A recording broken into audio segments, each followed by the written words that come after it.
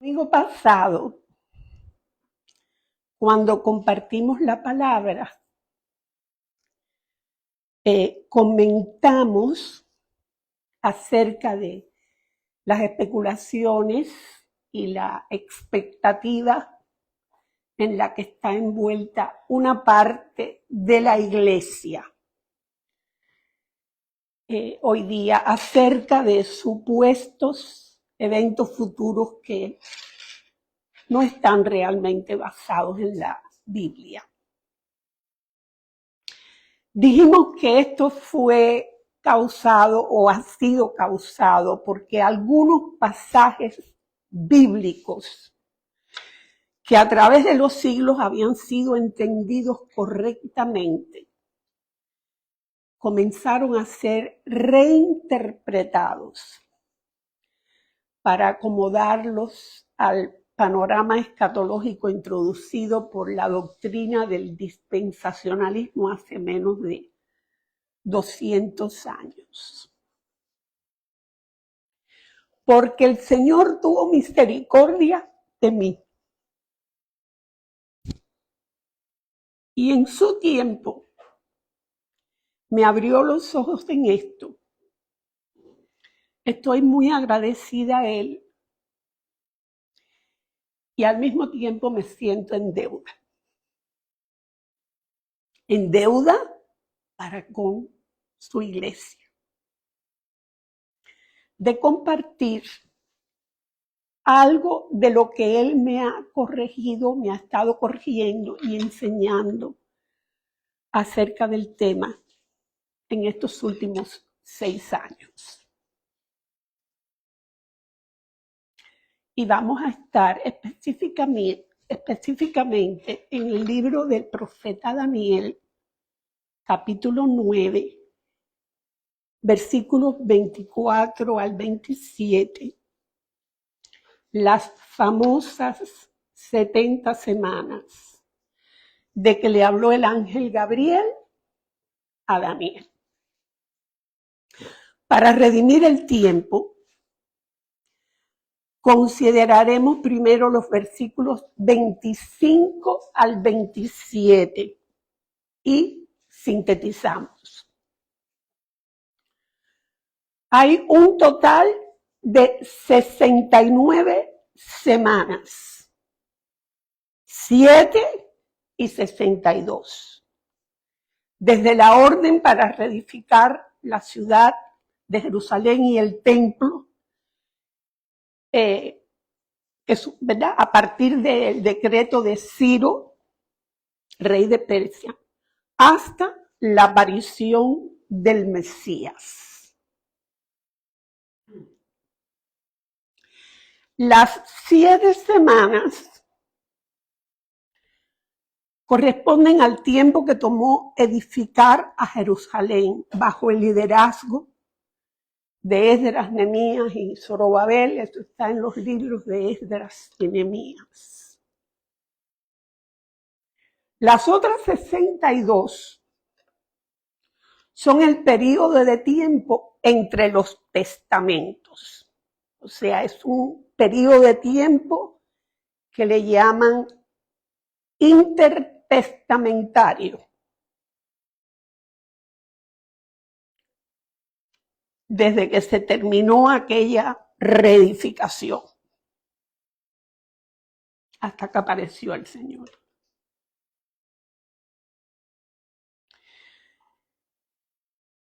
El final del versículo 25 dice: se volverá a edificar la plaza y el muro en tiempos angustiosos. Eso se refiere precisamente a aquella obra que se llevó a cabo, ¿verdad? Y llevó tiempo a hacer, alrededor de 49 años, y que fue en medio de todo tipo de oposición y de impedimentos. Por eso es verdad que la profecía dice en tiempos angustiosos.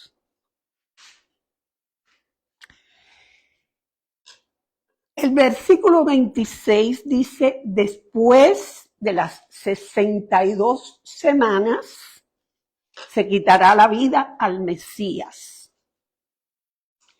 Y el pueblo de un príncipe que está por venir destruirá la ciudad y el santuario, y su fin será con inundación, y hasta el fin de la guerra durarán las devastaciones. Este es el primer punto a aclarar. Esto se refiere a la invasión romana en el año 70 después de Cristo, liderada por Tito. Tito era príncipe porque era hijo del emperador Vespasiano. O sea que él era un príncipe.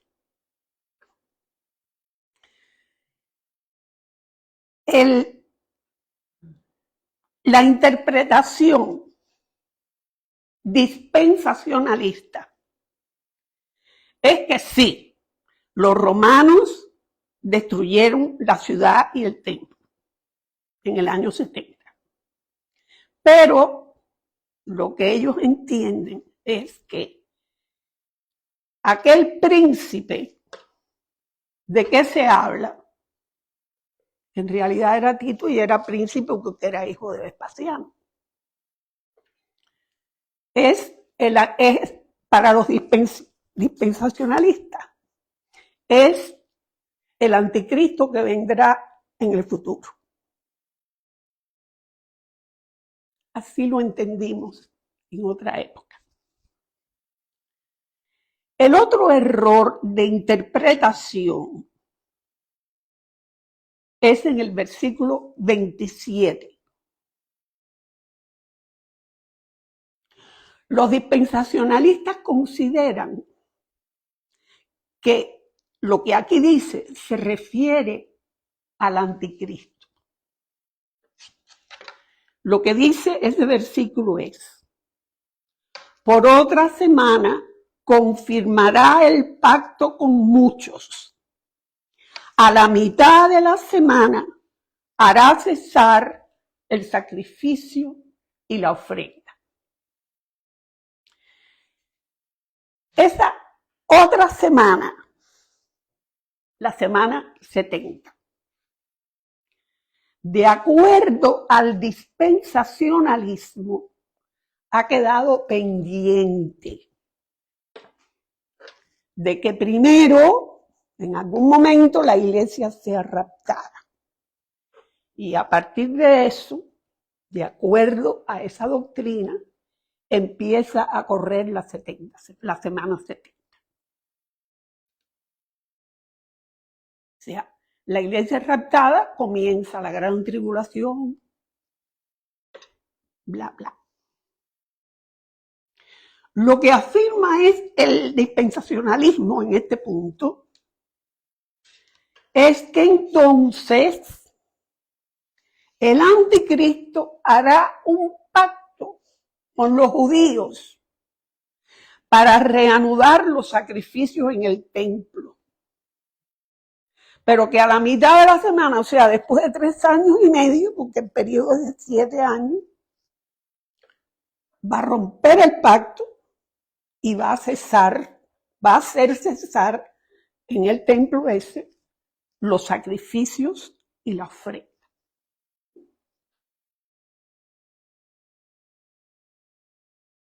La palabra del Señor. La palabra del Señor en el Nuevo Testamento nos muestra que quien confirmó el pacto con muchos fue el Señor Jesucristo. Cuando en la noche que fue entregado el Señor, Él compartió con sus discípulos la última cena. Dice Mateo capítulo 26, versículos 27 y 28. Tomando la copa y habiendo dado gracias, les dio, diciendo: bebed de ella todos, porque esto es mi sangre del nuevo pacto que por muchos es derramada para remisión de los pecados. Confirmó con su sangre derramada, él confirmó el pacto con muchos, el pacto nuevo de que habló Jeremías, el profeta Jeremías. De aquí yo hago un nuevo pacto. Gloria al Señor con la casa de Israel.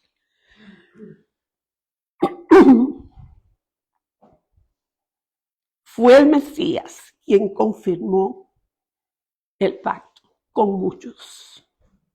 Y fue también el Mesías, Cristo Jesús, quien con su sacrificio perfecto hizo cesar el sacrificio y las ofrendas. Y sin temor a resultar redundantes, leemos nuevamente Hebreos 10, versículos 12 al 18. Cristo, habiendo ofrecido una vez para siempre un solo sacrificio por los pecados, se ha sentado a la diestra de Dios de ahí en adelante, esperando hasta que sus enemigos sean puestos por estrado de sus pies. Porque con una sola ofrenda hizo perfectos para siempre a los santificados. Y nos atestigua lo mismo el Espíritu Santo, porque después de haber dicho, este es el pacto que haré con ellos después de aquellos días, dice el Señor, pondré mis leyes en sus corazones y en sus mentes las escribiré. Después de decir eso, añade, nunca más me acordaré de sus pecados y transgresiones, pues donde hay remisión de estos, no hay más ofrenda por el pecado. Él hizo cesar todo lo que había sido establecido en el orden antiguo bajo la ley mosaica. Bien, ahora vamos a ir al versículo 24, que es el primero, ¿verdad? En la cita bíblica que vimos, Daniel 9, 24 al 27. Y ahora vamos a estar solamente en el versículo 24. En este versículo es donde el ángel Gabriel le comunica a Daniel que en un total de 70 semanas, 490 años, Dios llevaría a cabo la obra completa de salvación de su pueblo. Y aquí se citan 6 objetivos, los cuales veremos que todos fueron cumplidos por Cristo y en Cristo. Gloria al Señor. Ok.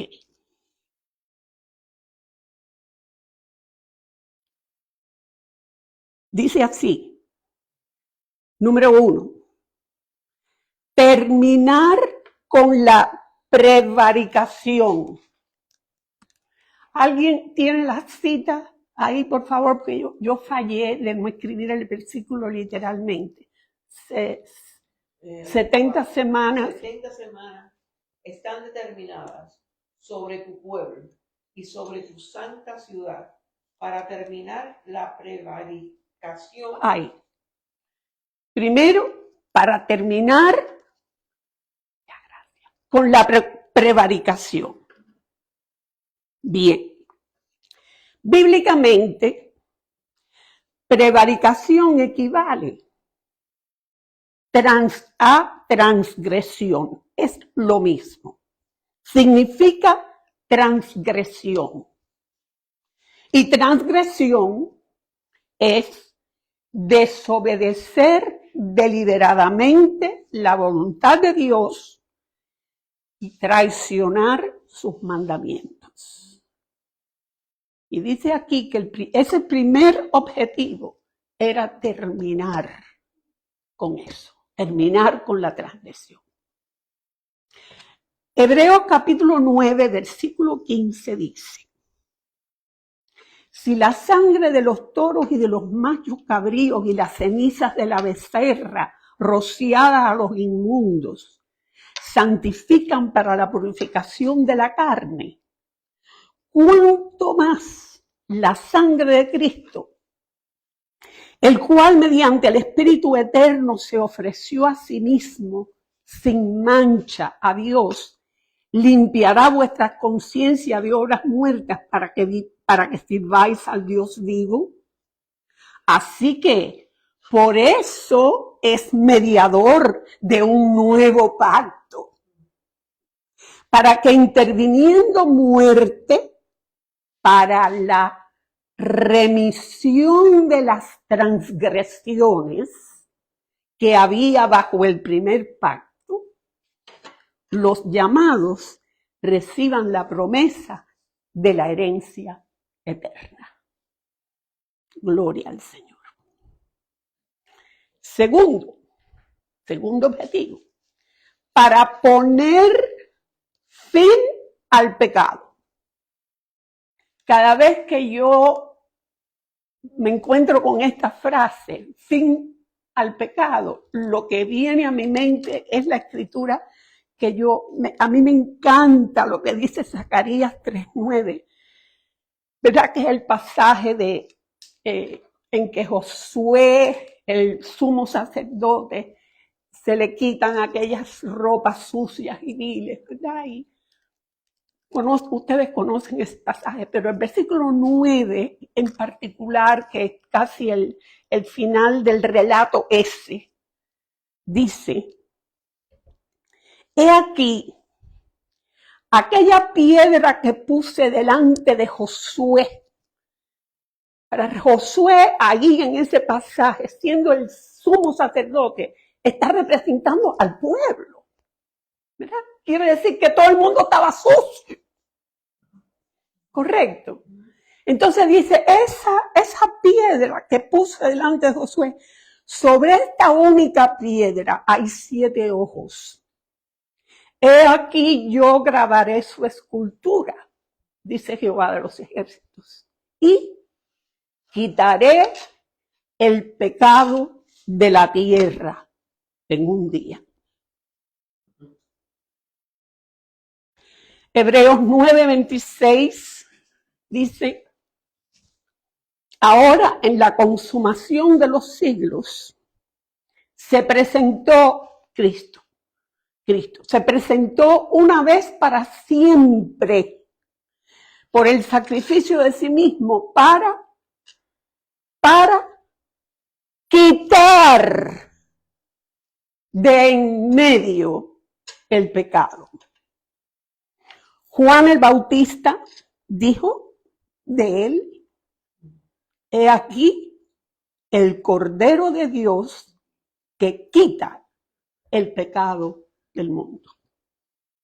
Y nosotros, obviamente, es verdad que vemos que hay pecado.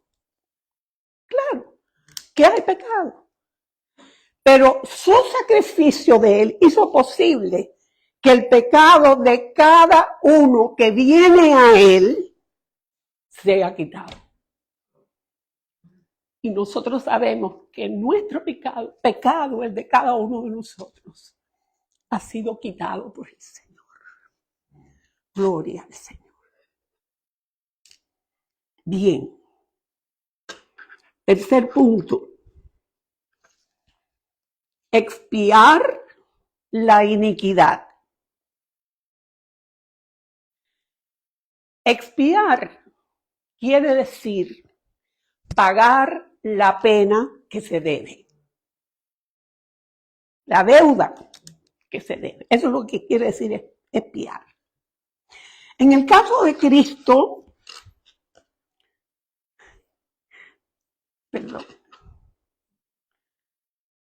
Esto es película. Okay. En el caso de Cristo, Él padeció el castigo por los pecados. Él fue el que llevó la pena. Dice Hebreos capítulo 2, versículos 16 y 17, ciertamente no socorrió a los ángeles, sino que socorrió a la descendencia de Abraham, por lo cual debía ser en todo semejante a sus hermanos para venir a ser misericordioso y fiel sumo sacerdote en lo que a Dios se refiere para expiar los pecados del pueblo. Aquí queremos mencionar que los dispensacionalistas están de acuerdo en que estos tres primeros objetivos fueron cumplidos por Cristo. Pero creen que los próximos tres están por cumplirse en la famosa semana 70 que está pendiente y que va a empezar después que la iglesia sea raptada, cuando comience la tribulación.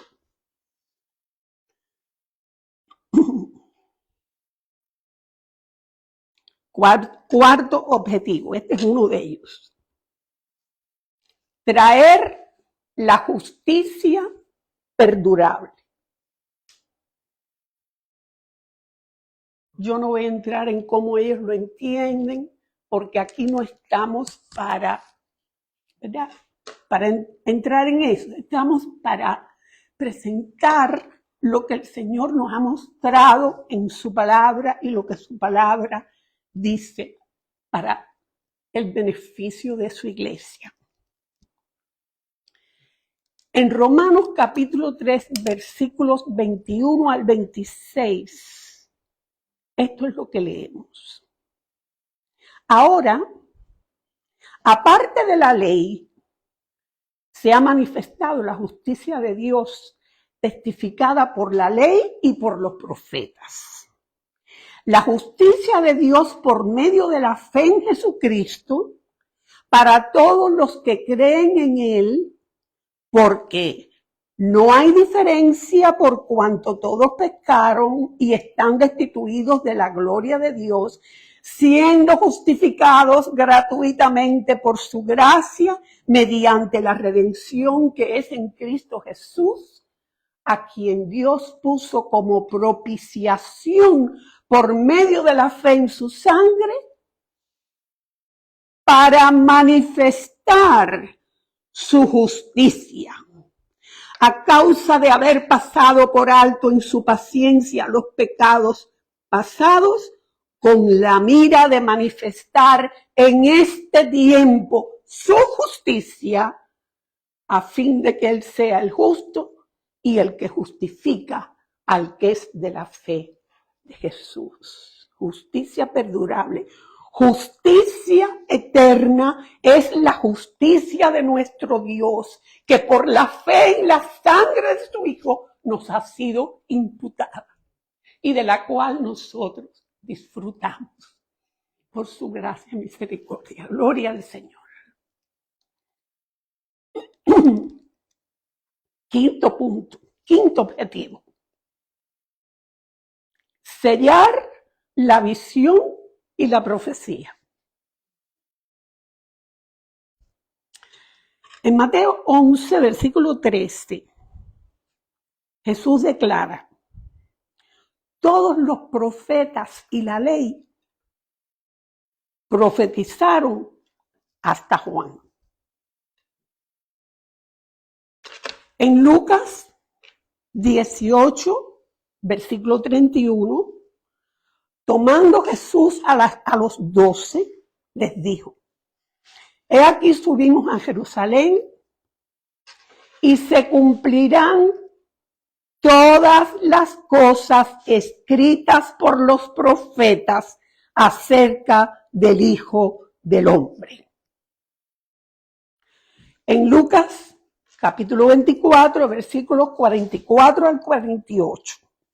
Esto fue a los 11 discípulos que estaban reunidos en Jerusalén a raíz de su crucifixión y resurrección.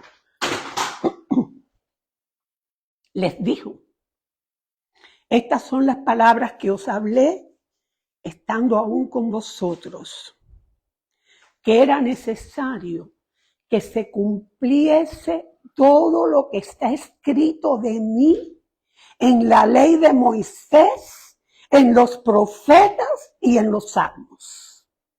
Entonces les abrió el entendimiento para que comprendiesen las escrituras y les dijo: así está escrito, y así fue necesario que el Cristo padeciese, resucitase de los muertos al tercer día, y que se predicase en su nombre el arrepentimiento y el perdón de pecados en todas las naciones, comenzando desde Jerusalén, y vosotros sois testigos de estas cosas.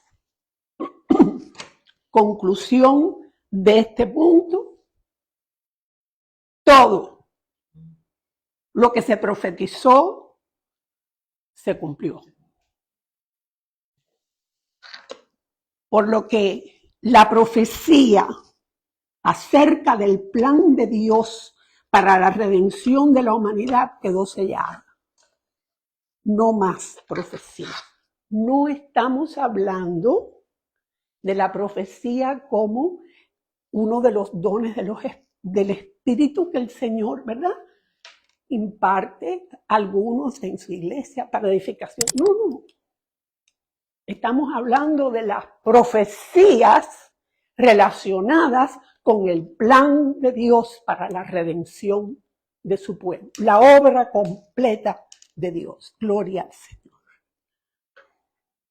No es necesaria más profecía, ha quedado sellada porque ha sido cumplida totalmente.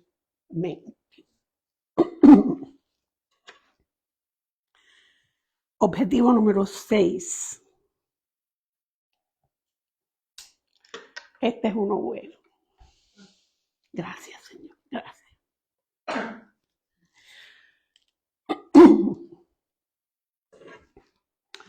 Ungir al Santo de los Santos.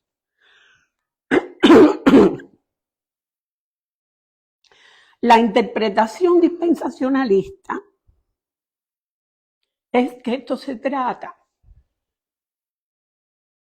de consagrar el lugar santísimo en un templo del futuro que será el centro de la adoración en el reino del milenial. Aquí en paréntesis, no lo tengo aquí, pero no hay ningún récord, no hay ninguna evidencia en la Escritura en ningún momento de que el Señor haya ordenado que se unja ningún lugar. Siempre la unción ha sido para personas, o sea, para sacerdotes, para reyes, pero no el lugar. Gloria al Señor. Esto fue un mero comentario. Ahora, leemos en Lucas capítulo 3, versículos 21 y 22. Aconteció que cuando todo el pueblo se bautizaba, también Jesús fue bautizado. Y orando, el cielo se abrió y descendió el Espíritu Santo sobre él en forma corporal como paloma, y vino una voz del cielo que decía: tú eres mi Hijo amado, en ti tengo complacencia. El santo de los santos es el Mesías. Es el Cristo, como su propio título dice, el ungido de Dios. En Lucas capítulo 4, versículos 18 al 21, el Señor está ¿verdad? Leyendo la profecía de Isaías. Y dice el texto: el Espíritu del Señor está sobre mí por cuanto me ha ungido para dar buenas nuevas a los pobres. Me ha enviado a sanar a los quebrantados de corazón, a pregonar libertad a los cautivos y vista a los ciegos, a poner en libertad a los oprimidos, a predicar el año agradable del Señor. Y enrollando el libro lo dio al ministro y se sentó, y los ojos de todos en la sinagoga estaban fijos en él, y él comenzó a decirles: hoy se ha cumplido esta escritura delante de vosotros. Gloria al Señor. En Hechos capítulo 10, versículos 37 y 38. Hablando a los gentiles en casa de Cornelio. ¿Ok? Este es Pedro. Vosotros sabéis lo que se divulgó por toda Judea, comenzando desde Galilea, después del bautismo que predicó Juan. Cómo Dios ungió con el Espíritu Santo y con poder a Jesús de Nazaret, y cómo éste anduvo haciendo bienes y sanando a todos los oprimidos por el diablo, porque Dios estaba con él. Hasta aquí los 6 objetivos. Y aquí concluimos. Concluimos una vez más con la escritura de Hebreos capítulo 1, versículos 1 al 4. Dios, habiendo hablado muchas veces y de muchas maneras en otro tiempo a los padres por los profetas, en estos postreros días nos ha hablado por el Hijo, a quien constituyó heredero de todo y por quien asimismo hizo el universo, el cual, siendo el resplandor de su gloria y la imagen misma de su sustancia, y quien sustenta todas las cosas con la palabra de su poder, habiendo efectuado la purificación de nuestros pecados por medio de sí mismo, se sentó a la diestra de la majestad en las alturas, hecho tanto superior a los ángeles, cuanto heredó más excelente nombre que ellos. Con mucho gozo, una vez más, podemos decir ciertamente: Dios ha hablado la última palabra. Y esa palabra que Él ha hablado es el Hijo, y solo el Hijo. Gloria al Señor. Bendito su santo nombre. Señor, estamos muy agradecidos por todo lo que tú has llevado a cabo. Padre Santo, personalmente yo, Señor, yo estoy muy agradecida porque tú eres fiel para los tuyos. Y tú nos guardas y tú nos corriges en tu tiempo. Y tu Espíritu Santo, Señor, nos guía a toda verdad. Gracias, Señor. Señor, te pedimos por tu iglesia. Te pedimos por tu iglesia. Señor, sabemos que este punto en particular no es en realidad acerca de nuestra salvación eterna. Pero es tan importante, Señor, poder ver que todo ha sido y es en Cristo, y no hay más que esperar que más cosas pasen para que tú termines tu obra, Señor, de redención. Así como tú has tenido misericordia de muchos de nosotros. Pienso en tantos hermanos que he escuchado, que son hermanos preparadísimos, que no nos podemos parar al lado de ellos. Preparadísimos, magníficos expositores de tu palabra, y cómo humildemente, Señor, reconocen, hablando de este tema, reconoce, yo fui uno de ellos. Gracias. Tú sabes quiénes son todos, Señor. Bendice tu pueblo, ten misericordia de tu pueblo, Señor. Guárdanos en tu luz, Señor, en tu verdad, Padre. Te lo rogamos, oh Dios, en el nombre de Jesús. Y sea en esta hora, Señor, toda la gloria, toda la honra, toda la alabanza, Señor, de tu iglesia para ti y solo para ti. En el nombre de Jesús. Amén.